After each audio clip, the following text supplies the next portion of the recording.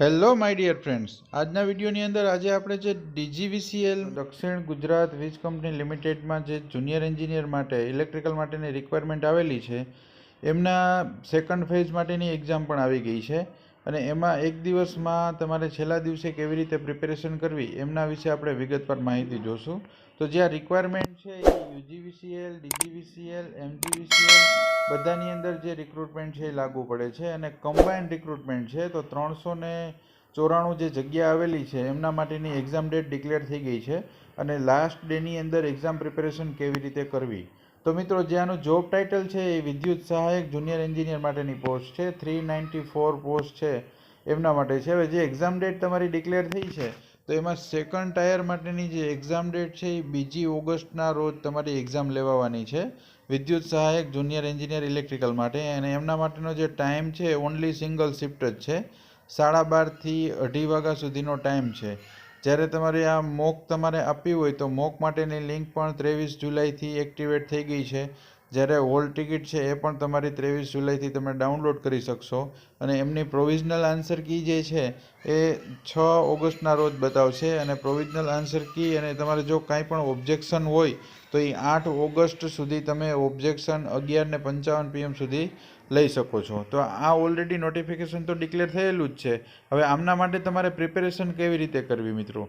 તો ઓલરેડી આપણી ચેનલની અંદર જ પ્લેલિસ્ટ બનાવેલું છે જેની અંદર ઇમ્પોર્ટન્ટ પ્લેલિસ્ટ છે. જે તમે જોશો તો પ્લેલિસ્ટની અંદર જીએસસીસીએલ એક્ઝામ પ્રિપેરેશન 2024 કરીને છે, જેમાં 7 વિડીયો આપણે મૂકેલા છે જે સ્પેશિયલી આના રિલેટેડ જ છે.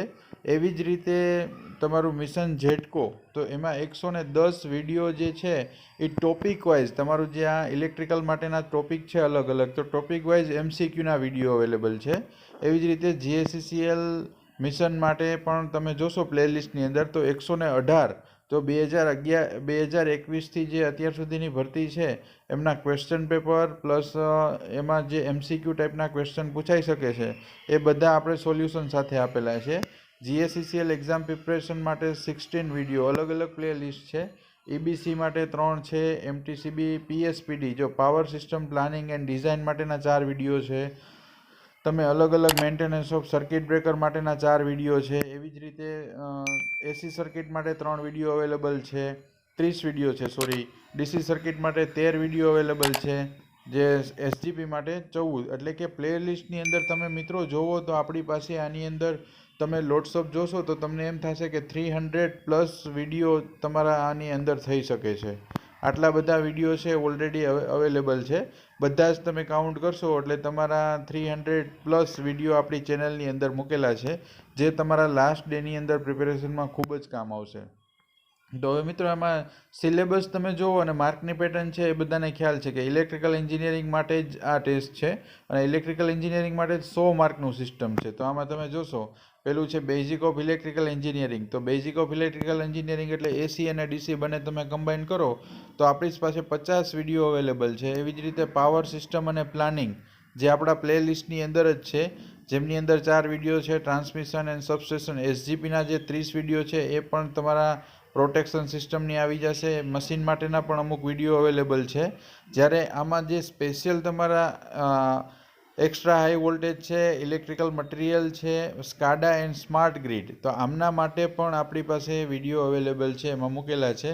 સ્ટેટકોમ છે, પછી તમારું જે role of IT application in power generation, transmission and distribution, તો એમાં તમે કોમ્પ્યુટર રિલેટેડ લેક્ચર છે કે વિડીયોઝ છે એ પણ જોઈ શકો છો. તો એમની અંદર પણ તમને મળી શકે છે.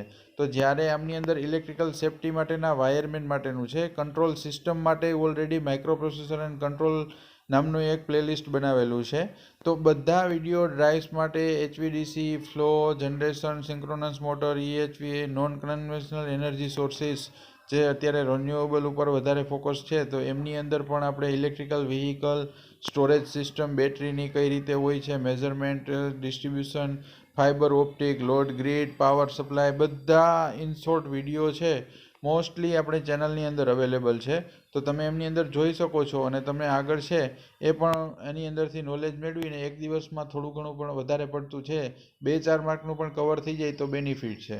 અને જો કાંઈ વધારે પ્રોબ્લેમ હોય તો તમે હેલ્પ ડેસ્ક ઉપર પણ જે ડીજીવીસીએલની જે કેરિયર છે એમના ઉપર પણ કોલ કરી અને જાણી શકો છો કે કાંઈ પ્રોબ્લેમ હોય તો thank you watching my video.